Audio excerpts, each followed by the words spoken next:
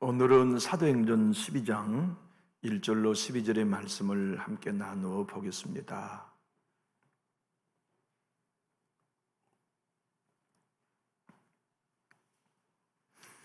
사도행전은 신약성경 206면에 있습니다. 12장 1절로 12절의 말씀을 함께 나누어 받겠습니다. 그때 헤롯 왕이 손을 들어 교회 중에서 몇 사람을 해하려 하여 유대인들이 이 일을 기뻐하는 것을 보고 베드로도 잡으려 할세 때는 무교절 기간이라.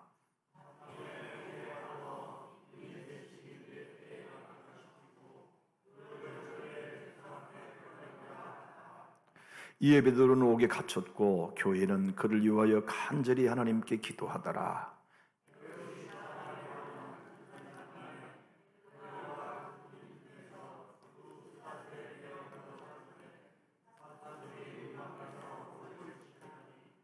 호련히 주의 사자가 나타나매 옥중에 광채가 빛나며 또 베드로의 옆구리를 쳐 깨워 이르되 급히 일어나라 하니 쇠사슬이 그 손에서 벗어지더라.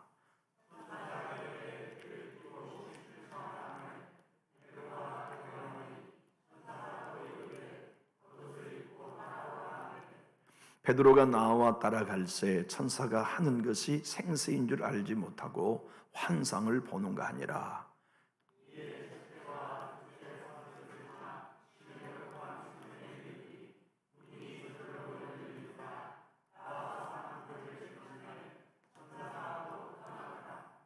이에 베드로가 정신이 들어 이르되 내가 이제야 참으로 주께서 그의 천사를 보내어 나를 헤롯의 손과 유대 백성의 모든 기대에서 벗어나게 하신 줄 알겠노라 하여 깨닫고 마가라 하는 요한의 어머니 마리아의 집에 가니 여러 사람이 거기에 모여 기도하고 있더라. 아멘. 참 감동스러운 말씀이죠. 그러지 않나요? 기도에 응답되는 경험을 온 교회가 또 한 번 하였으니 신나는 말씀이 아닐 수 없어요. 사실 우리들에게도 쇠사슬이 풀려야 하는 환경 많죠. 앞을 가로막고 있는 쇠문과 같은 것이 열려야 할 처지도 많이 있고요. 교회는 시작부터 성장하면 바람 맞고 핍박을 경험했어요. 처음 하루에 3,000명씩 전도되니까 사단은 아나니아와 삽비엘을 통하여 교회에 바람을 일으키고 작은 떡 하나 때문에 분파가 갈려져서 싸움을 하게 하는 게 사탄이 교회의 부흥을 가로막는 방법이었어요. 그래도 부흥되니까 스데반을 돌로 쳐 죽이는 사형수가 되게 해서 교회를 흩어 교회가 문 닫게 하려는 게 사단의 공격이었지만 교회는 늘 승리했죠. 그렇게 성장한 교회를 이번에는 헤롯이 핍박합니다. 생각해 보면 우리 주님께 사도로 부름받은 야고보 사도가 칼로 참수형을 당하여 순교했어요. 그렇게 죽이고 나니까 유대인들이 헤롯에 대하여 환호한 거예요. 당신 정말 정치 잘한다. 당신 정말 위대한 왕이다.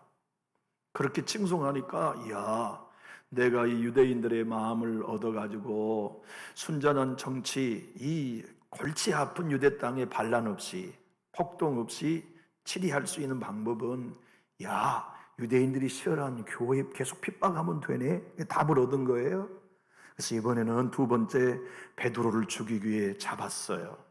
문제는 그때가 무교절 기간이었다는 거예요.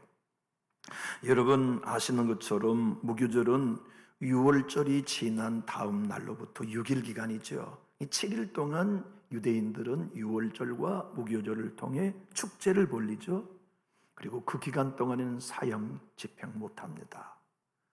그러니까 유대인들이 헤롯에게 왕이요, 지금 죽이면 안 됩니다. 지금은 살려두었다가 7일 후에 명절이 끝나면 죽여주십시오 하여 감옥에 가둔 거지요. 4명씩 4패로 나누어 가지고 베드로를 사겹으로 감사하게 했어요. 어떤 방법으로도 탈출할 수 없도록, 어떤 세력도 빼앗아갈 수 없도록 헤로드 왕이 4명씩 사조로 4패로 나누어 감옥에 가둬둔 베드로를 지키게 했는데, 그 놀라운 일은 하나님이 그 모든 걸 열어서 베드로에게 자유와 해방을 기도 응답으로 주신 말씀이지요. 오늘 보면 2절로 3절을 보면 이런 애석한 내용이에요. 요한의 형제 야고보를 칼로 죽이니 유대인이 이 일을 기뻐하는 것을 보고 베드로도 잡으려 할새 때는 무교절 기간이라. 생각해 보면 여러분 참 가슴 아픈 일이죠.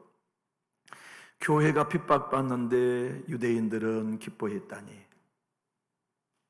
하나님의 사도의 목을 자르니까 유대인들이 행복해했다니, 이것이 언제나 교회를 향한 세상의 반응이 아닐까요? 그렇게 하여 어떤 경우에도 타러 가거나 혹은 해방될 수 없게 하기 위해 4절을 보면 잡음에 옥에 가두어 군인 4씩인 4패에 맡겨 지키고 6월절 후에 백성 앞에 끌어내고자 헤롯은 계획을 했단 말이에요. 참 가슴 아픈 이야기요. 주님의 교회를 섬기는 우리들에게 시사한 바가 적지 않은 말씀이기도 해요. 교회는 바람 탑니다. 세상과 전혀 다른 기관이기 때문이죠. 세상은 어둠의 영에 의하여 영향받지만 교회는 하나님의 나라요 예수의 몸인 공동체이다 보니 사단은 세상의 어떤 방법을 통해서든 늘 바람을 일으키게 되죠. 베드로는 그런 환경 속에 감옥에 갇혔을 때 어떤 생각이 들었을까요? 아마 야고보에 대해 상당히 미안했을 거예요. 생각해 보십시오. 단두대의 목이 잘라져야 할 사람은 나다. 왜냐하면 이 무교절에 그가 예수님을 부인했었거든요. 10년 전에. 이 사건은 AD 44년 일어났거든요. 우리 예수님이 십자가에 못 박혀 돌아가신 때가 33세였다면 10년 전 사건 아닙니까? 10년 전 무교절에 자기는 예수를 저주할 자라 욕하고 부인했는데 그 무교절에 자기가 또 갇혔어요.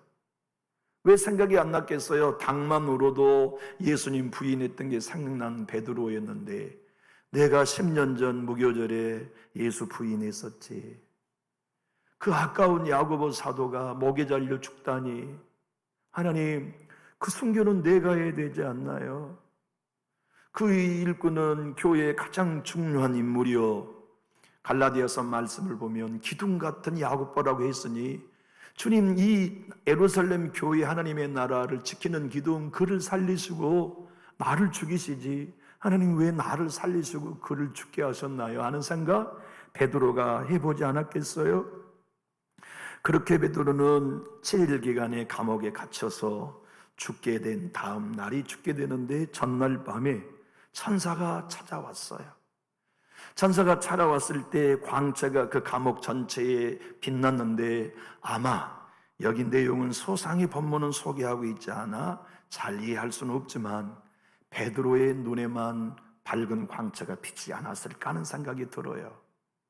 왜냐하면 다른 군인들은 어떤 변화나 액션도 취하지 않는 걸 보면 광채가 그들의 눈에는 보이지 않았다는 게 분명하고 천사가 그들에게 보이지 않았다는 게 분명하고 베드로에게 들렸던 천사의 음성이 군인들에게 들리지 않았던 것도 분명해요. 그렇죠. 하나님이 일하신 곳에 빛이 임하죠. 하나님이 역사하신 곳에는 영적이지 않는 사람들에게는 들리지 않는 음성이 들리죠. 툭 치면서 베드로아 일어나라. 옷을 입어라. 허리에 띠를 차라.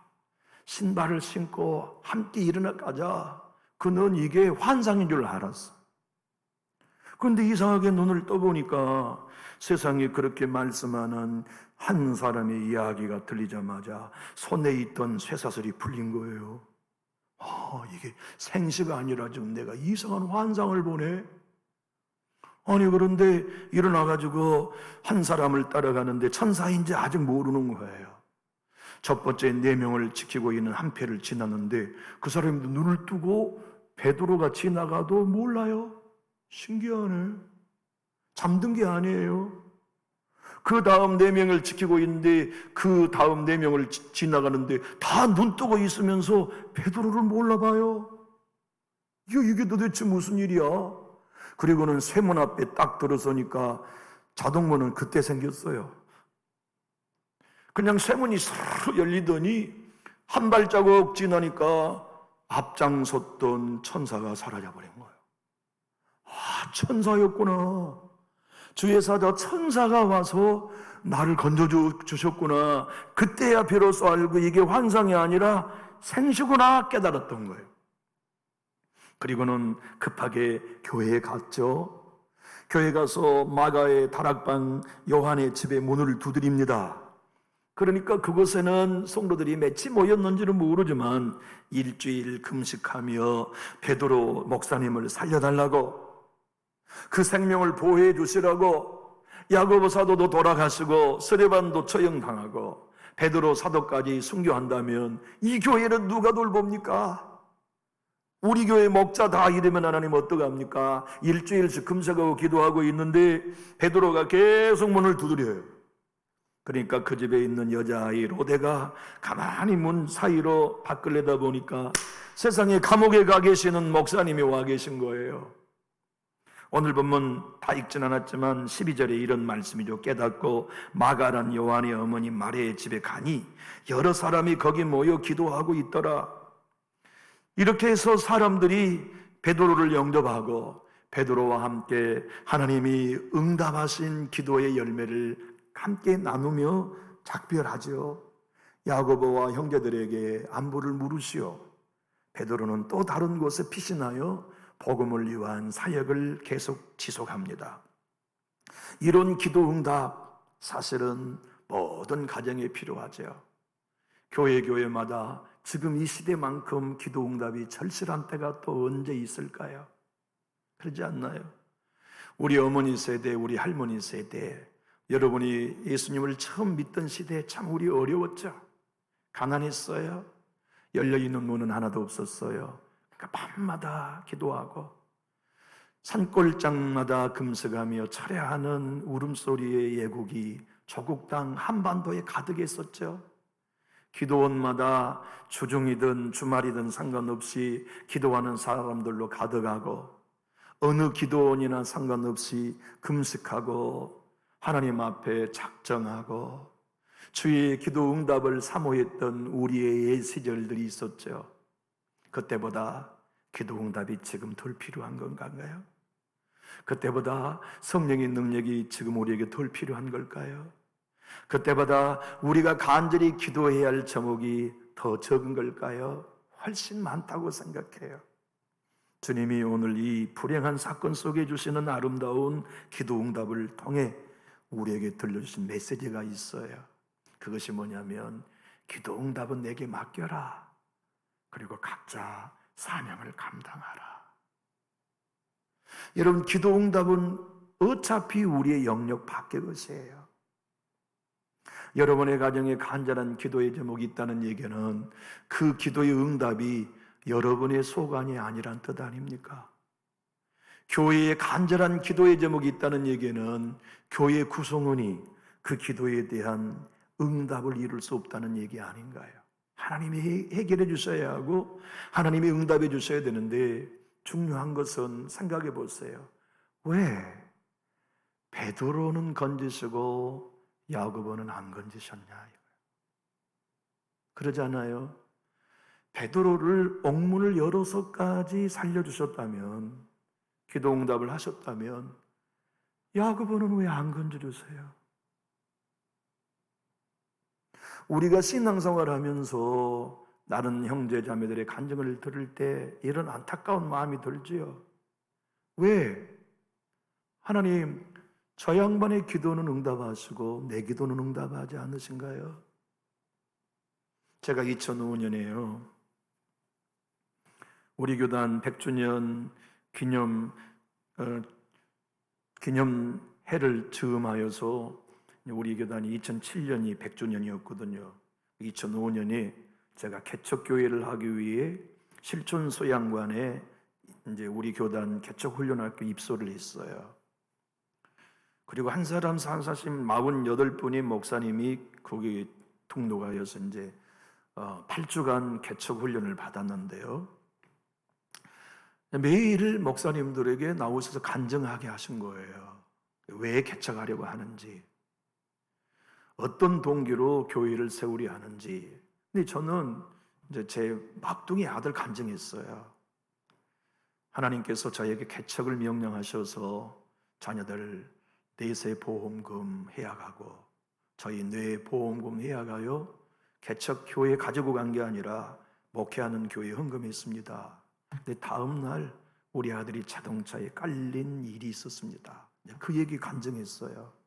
결론은 그거였죠. 하나님이 제 아들을 보호하셔서 개척하게 됐다고. 근데 간증을 끝났는데 한 목사님이 티타임을 나누는데 내 곁에 와서 진짜 제 가슴이 무너난 얘기를 하셨어요.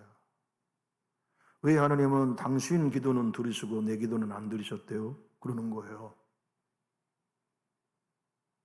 이게 뭔 얘기지, 이 얘기가?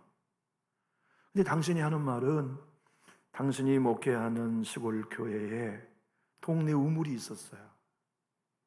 근데 엄마 아빠가 교회 페인트를 칠하느라고 그 아이를 시선을 놓쳐버린 거예요. 근데 아이가 그만 엄마 아빠 시선을 떠나 동네 우물가에 놀다 빠져 익사한 거예요. 그러니까 그 얘기를 하면서 왜 내 아들은 안 건져주고 목사님 아들은 건져주셨대요? 우리가 다른 사람의 간증을 들어보면 그런 오해하기 쉽죠. 왜 베드로는 건져주고 야고보는 안 건져주셨대? 왜 저 집은 하나님이 응답하시고 내 집은 응답하지 않으신데? 왜 저 집의 기업은 복 주시고 내 집의 기업은 복 주지 않으신데? 이런 생각하기 쉽죠. 오늘 본문만 보아도 그 사실을 1절로 3절이 입증하잖아요. 함께 읽어봅시다. 그때 헤롯 왕이 손을 들어 교회 중에서 몇 사람을 해하려 하여 요한의 형제 야고보를 칼로 죽이니 유대인이 이 일을 기뻐하는 것을 보고 베드로도 잡으려 할새 때는 무교절 기간이라. 만약 베드로가 하루만 일찍 잡혔으면 죽었어요. 무교절 기간이기 때문에 산 겁니다. 하나님이 그렇게 베드로의 생명을 보호하시기 위해 날짜까지 헤롯의 마음까지를 통치하셨던 거지요. 여러분 아시지요? 이 본문에 등장한 야고보 사도는 세베대의 아들 야고보예요. 그래서 서대반 집사님은 기독교 그리스도인 중에 최초의 순교자이지만 여기 야고보는 사도 중에 최초의 순교자였어요. 훨씬 베드로보다 탁월한 리더십을 가진 사도였지요. 그런데 그는 어떠한 역사, 어떠한 이적도 하나님이 허락하지 않으시고 목이 다르나 순교하게 하시고 보호하지 않으셨대요. 그런데 왜 베드로에게는 천사까지 보내셔서 급히 일어나라, 신을 신어라, 띠를 쳐라, 겉옷을 입어라, 그리고는 내 배 16명의 군대를 지나가는데 지켜주시고 쇠문도 그 2000년 전에 자동문으로 열어주시고 그렇게 구원해 주시는 놀라운 일을 베드로에게는 허락하셨느냐, 이 얘기예요. 이 사실이 얼마나 신기하고 놀라운 일이었느냐 하면 로데가 베드로가 밖에 와 계십니다는 얘기를 들을 때 사람들은 미쳤다고 얘기했어요. 오늘 13절로 15절의 말씀입니다. 베드로가 대문을 두드린데 로데라 하는 여자 아이가 영접하러 나왔다가 베드로의 음성인 줄 알고 기뻐하여 문을 미처 열지 못하고 달려들어가 말하되 베드로가 대문 밖에 섰더라 하니 그들이 말하되 내가 미쳤다. 기도한 성도들이 안 믿었어요. 기도하고 있는 성도들이 설마 우리의 기도를 이렇게 빨리 응답하실 수 있을 것인가 하고 안 믿은 거예요. 그렇게 기도한 사람들마저도 믿을 수 없을 만한 순전한 응답, 놀라운 역사, 그걸 왜 베드로에게는 허락하시고 야고보에게는 안 하셨느냐, 이런 얘기입니다. 하나님이 야고보 사도는 덜 사랑하셨을까요? 하나님의 야고보는 덜 소중히 여기셨을까요?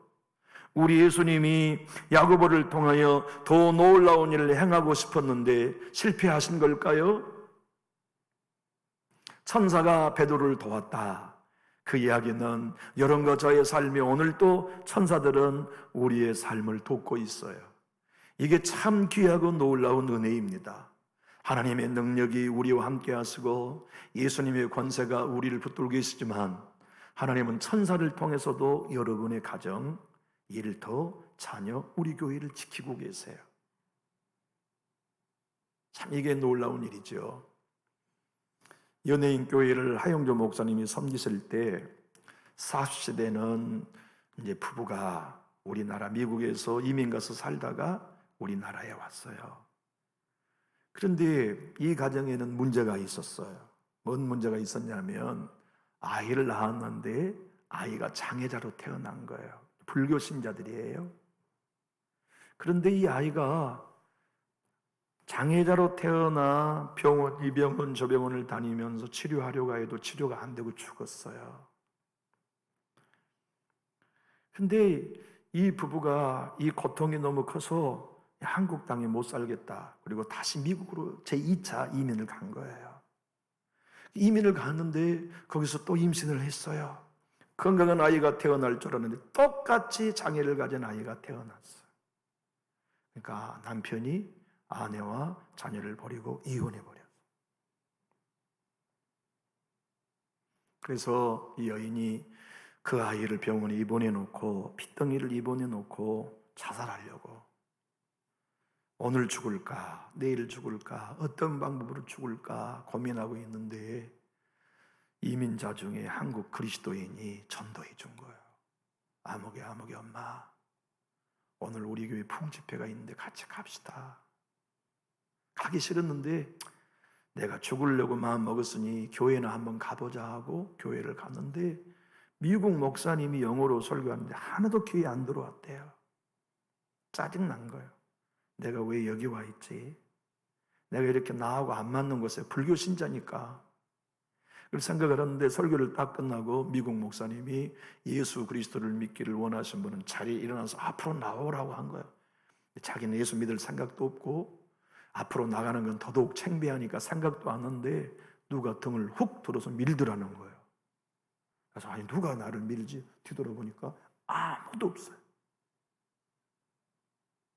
신기하다. 분명히 나를 누가 들어 밀었는데 왜 아무도 없지? 그리고는 앞으로 나가가지고 자기 안수기도 차례가 되어서 안수하는데 환상이 확 열렸다는 거예요. 자기 앞에 큰 그릇이 있는데 벌레가 가득 들어있는 거예요. 환상이. 교회를 처음 나온 불교 신자예요. 근데 하늘에서 빛이 쫙 비치니까 이 벌레들이 빛을 보고 도망가더라는 거예요. 야, 신기하다. 뭐 이런 환상이 있지? 다음날 병원을 가니까 장애를 갖는 사방에 꼬여있는 아이가, 자기 아이가 발이 풀리더라는 거예요. 다리가 풀렸어요. 그래서 성장하는데 정상으로 성장하여 학교 입학한 거예요.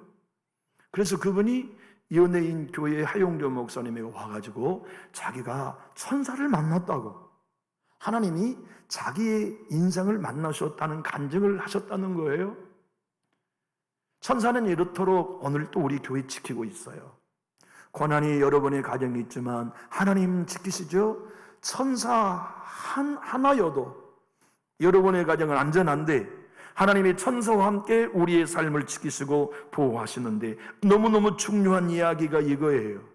오늘 보면 하나님이 베드로에게 첫날 응답하신 게 아니었어요. 둘째 날 응답하신 것도 아니고 위기의 첫날 밤, 죽게 생긴 전날 밤에 하나님이 천사를 보내 응답하신 거예요.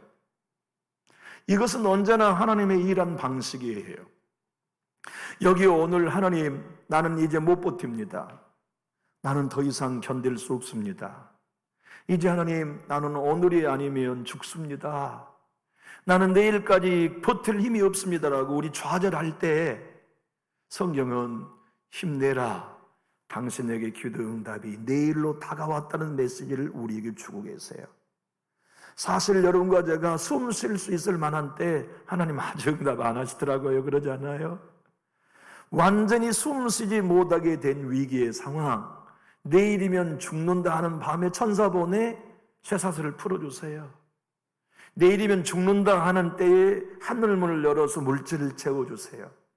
내일이면 부도난다고 할 때 하나님이 나를 믿었던 사람들의 마음을 감동하여서 살 길을 열어주세요. 우리의 삶이 누구나 다 그렇지 않은가요? 우리 모두는 전날 밤에 이루어주신 은혜가 필요해요. 성경을 보면 어디 베드로 사도에게만 이었습니까? 여리고 성도 6바퀴 돌 때까지는 응답 없었잖아요. 마지막 7바퀴를 돌 때, 여러분도 아시다시피 나하만 장군이 6번 요단강에 몸을 담글 때는 치료되지 않았잖아요. 7번째 담갔을 때, 엘리야가 갈멜산에서 기도하고 6번 머리를 들 때까지는 비구름이 안 보였잖아요. 7번째 기도할 때에 비구름이 보인 것처럼 우리 가정의 기도 응답도 마지노선에 딱 걸릴 때, 내 숨통이 딱 끊어질 위기의 때, 교회도 하나님 지금 역사하지 않으시면 안 된다고 하는 절박한 때, 그때 하나님이 찾아오셔서 쇠사슬을 풀어주세요. 옥문을 열어주세요. 광채를 비춰주시며 하나님이 하시는 일들을 우리의 가정과 교회에 보여주시죠. 여러분, 야고보 사도 생각해 보면 안타까워요. 그도 설교 한번 해보고 싶지 않았겠어요? 신학교에 가는 신학생들은 설교하고 싶어 안달하죠. 내가 언제 설교 한번 해보나. 베드로 사도가 설교할 때 야고보 사도는 부럽지 않았겠어요? 나도 설교하면 3,000명씩 구원하는 일을 하나님이 허락해 주시면 좋겠다. 다른 사도들이 이곳저곳에 가서 사역할 때 야고보 사도인들 자기도 교회 세우고 많은 열매 맺는 일을 하고 싶지 않았겠어요? 그렇게 하기 위해 제자로 사도로 부름받은 거 아닙니까? 그런데 어떤 일도 행하지 않고 목이 달아 죽었으니 얼마나 이게 비생산적이며, 야고보 입장에서 보면 하나님 이러려고 나 부르신 겁니까? 이렇게 하나님은 사람을 괄시하실 수 있나요? 하나님이 이렇게 불공평하십니까? 이렇게 차별하십니까? 나도 설교 한 번은 하고 죽어야죠. 하다못해 스데반 집사님은 설교하다가 돌에 맞아 죽었지만 나도 설교 한 번 하다가 목 잘라 죽는 거 덜 억울하겠습니다. 인간적으로 생각할 만도 하지 않아요? 성경이 오늘 우리들에게 말씀하신 것이 이것입니다. 사명은 각자의 것이다. 네가 설교를 많이 하고 많은 사람을 구원해내는 베드로와 같은 사역을 못했어도 네가 모든 사도 중에 으뜸으로 네 생명을 내게 바치는 일이 어떤 사도의 헌신보다 큰 사명이었다는 것을 오늘 본문을 통해 우리에게 들려주세요. 어떤 성도의 가정은 다른 성도의 가정보다 기업의 물질의 축복이 덜 열릴 수도 있고, 어떤 가정의 집안은 다른 집의 성도의 가정의 자녀들보다 덜 복받을 수도 있고, 어떤 목회자는 다른 어떤 목회자들보다 교회의 부흥을 바라보는 걸 덜 경험할 수 있어도 사명은 각자의 것이니 소중히 여기라고 하시는 당부를 오늘 우리가 듣게 되는 거예요. 여러분 생각해 보면 한경직 목사님은요, 신사 참배하셨어요. 고문 안 받았어요. 고문 안 당하셨어요. 그런데 그분이 해방되고 난 다음에 말이죠, 영락교회 이북 성도들을 모아가지고 한국에 제일 가는, 세계에 제일 가는 장로교회 목사님이 됐잖아요. 평생 그것이 아팠죠. 교회에서 공개 죄 자복도 하셨어요. 그런데 그분은 평생 동안 장수하시면서 성자의 칭호를 받을 만큼 훌륭한 목회를 하셨어요. 그런데 봐보실래요? 주기철 목사님은요, 7년 신사참배 안 한다고 고문당하셨어요. 7년 감옥에서 고통당하셨어요. 얼마나 7년 동안 고문을 당했었는지 이제 자리에서 못 일어나셨어요. 못 걸어요. 그러니까 이 주기철 목사님보다 같은 감옥에 갇혀 있는데, 감방에 갇혀 있는데 방계성 목사님이 주기철 목사님과 고문을 같이 당해요. 근데 이 방계성 목사님은 주기철 목사님보다 8살 형이에요. 근데 이분은 건강해. 고문 당해도 힘이 남아있어. 근데 주기철 목사님 못 일어나요. 그러니까 깜빵에서 취조실까지 주기철 목사님을 방계성 목사님이 업고 가셨어요. 똑같이 고문 당했어요. 죽을 고문을 당했어. 그래서 취조실에서 감방까지 방계성 목사님이 주기철 목사님을 업고 그렇게 7년을 버텼어요. 조국이 해방되니까 주기철 목사님은 조국이 해방되기 전에 돌아가시고 방계성 목사님이 평양의 산정연교회 주기철 목사님 후임으로 담임 목사님이 됐어요. 문제는 6.25가 터질 때 방계성 목사님은 주기철 목사님의 큰아들 전도사 주연진 전도사와 총살로 순교했어요. 생각해 보세요. 신사참배 한 목사님은 6.25가 끝나고 난 다음에 수만 명이 모이는 교회 목사님으로 칭송받는 한경직 목사로 살고 고난을 견뎌가면서 모든 핍박을 이겨내면서 하나님의 말씀대로 신사참배하지 않는 목사님은 순교당하고, 이게 하나님이 불공평하신 분인가요? 그것이 주기철 목사님에게 주어진 사명이었고, 방계성 목사님에게 주시는 사명이었고, 주현진 전도사에게 주신 사명이었듯이, 하나님 왜 다른 교회, 다른 사람, 다른 가정만큼 나에게는 응답하지 않으십니까가 아니라 우리 각자에게 주어진 사명이 있다. 내가 네 기도의 응답은 어떻게 하는지 그건 내 몫이다. 너는 너에게 주어진 사명 감당해. 그것이 오늘 본문을 통하여 우리에게 들려주시는 하나님의 음성 아닙니까? 교회 여러분, 살아있는 동안 우리의 목숨이 우리의 몸에 붙어있는 한 우리의 사명은 사라지지 않아요. 우리의 몫에 태워진 십자가는 사라지지 않아요. 내가 기대한 만큼 내 가정에 응답하시든 하지 않으시든, 내가 간구한 만큼 내 자녀들에게 역사하시든 역사하지 않으시든, 너는 내 사명을 감당하라 하신 주의 음성을 오늘 듣고 한 해를 마감하고 새해를 사명으로 맞이하는 우리 모두가 될 수 있기를 예수님 이름으로 축복합니다. 기도하겠습니다.